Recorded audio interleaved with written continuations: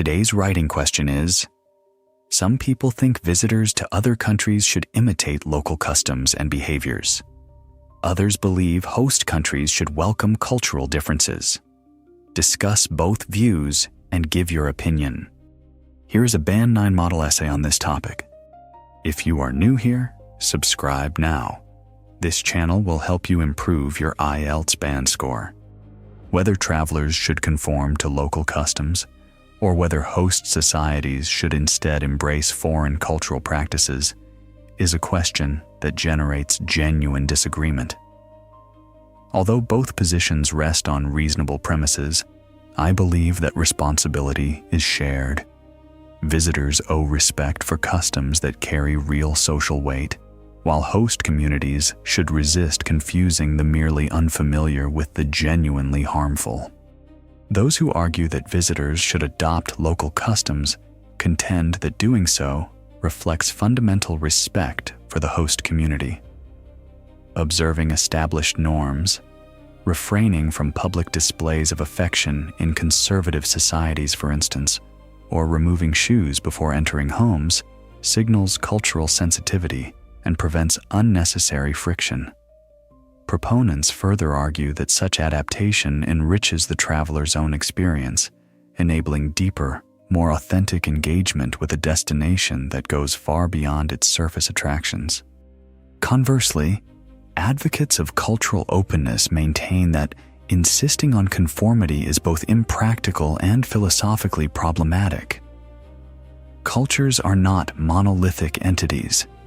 They evolve precisely through contact with outside influences, which is why societies that have historically welcomed migration tend to display a greater breadth of artistic, culinary, and intellectual achievement.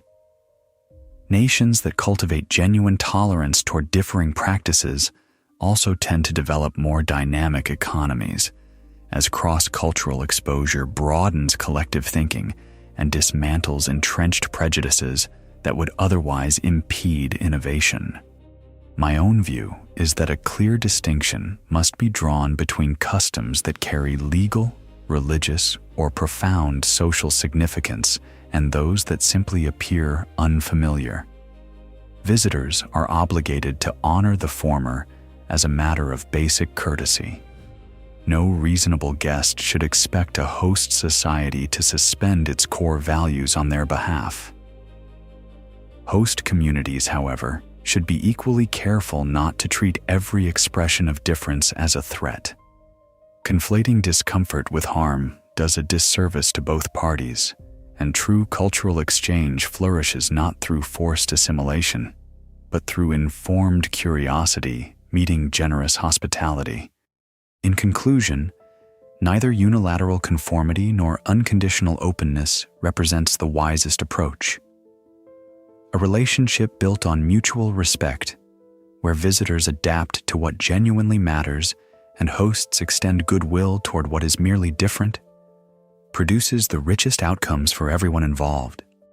Now let us break this essay down, paragraph by paragraph, so you can see exactly why it achieves Band 9 quality. The introduction does two things with great efficiency.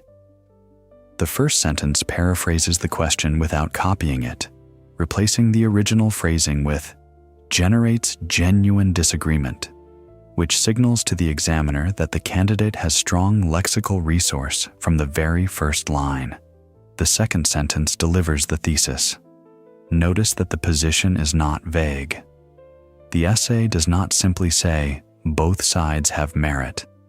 It states that responsibility is shared and immediately specifies what each party owes the other. This level of precision at the outset is what separates a Band 9 introduction from a Band 7 one. The first body paragraph presents the view that visitors should conform.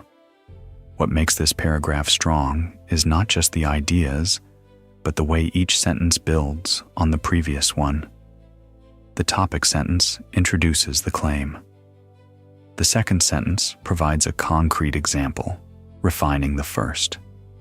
The third sentence extends the argument to a second benefit, moving from social courtesy to personal enrichment. the paragraph never stalls, and it never repeats itself. The second body paragraph presents the opposing view.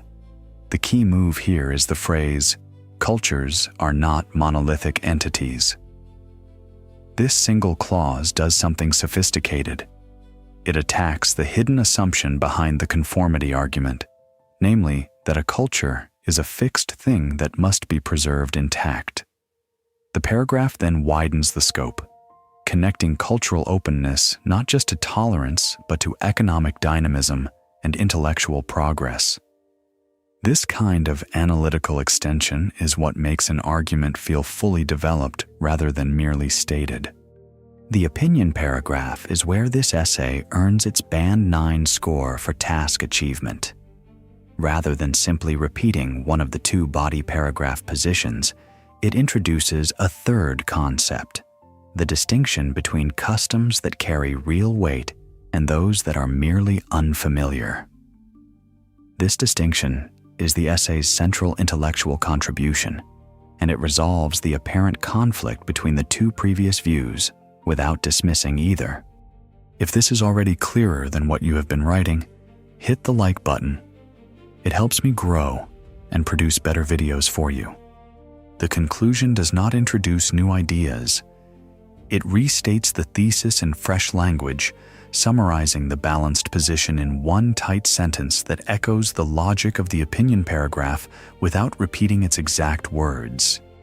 Now let us look at lexical resource.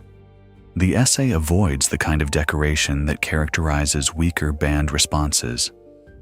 Every word is chosen for a specific reason. Monolithic entities is used to describe cultures not to impress, but because it names the exact concept being challenged. Entrenched prejudices is used not as a general intensifier, but to describe the specific psychological mechanism that cultural exposure is said to break down. Conflating discomfort with harm is precise. It names the logical error that host communities are warned against committing. This is what lexical resource means at Band 9. It is not about using long words. It is about using exact words.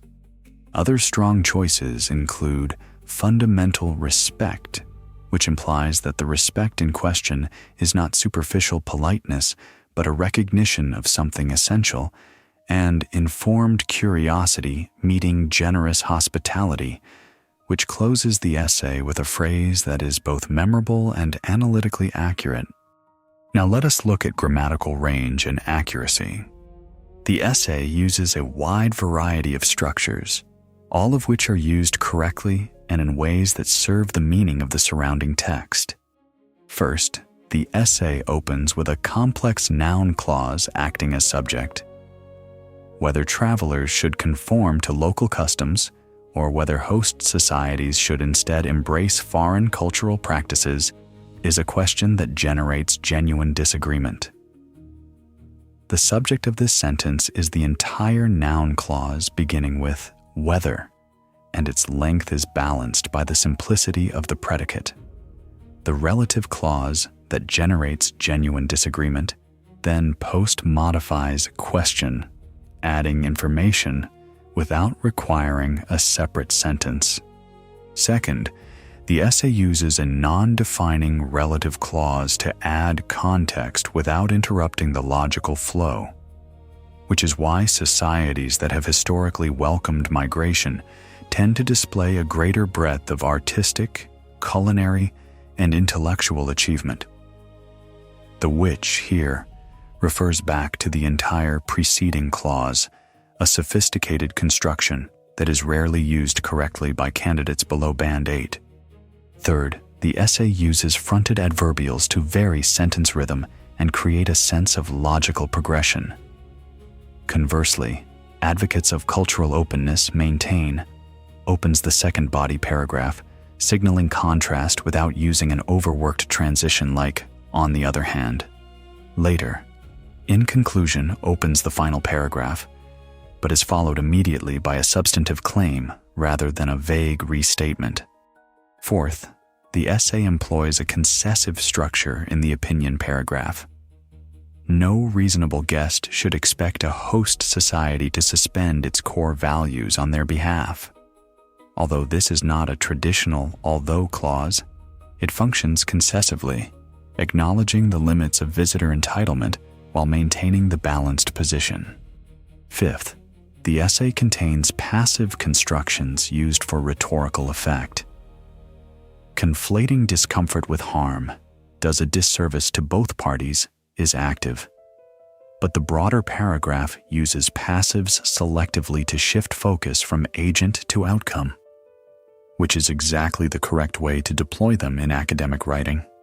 Sixth, the essay demonstrates complex noun phrases with pre- and post-modification throughout.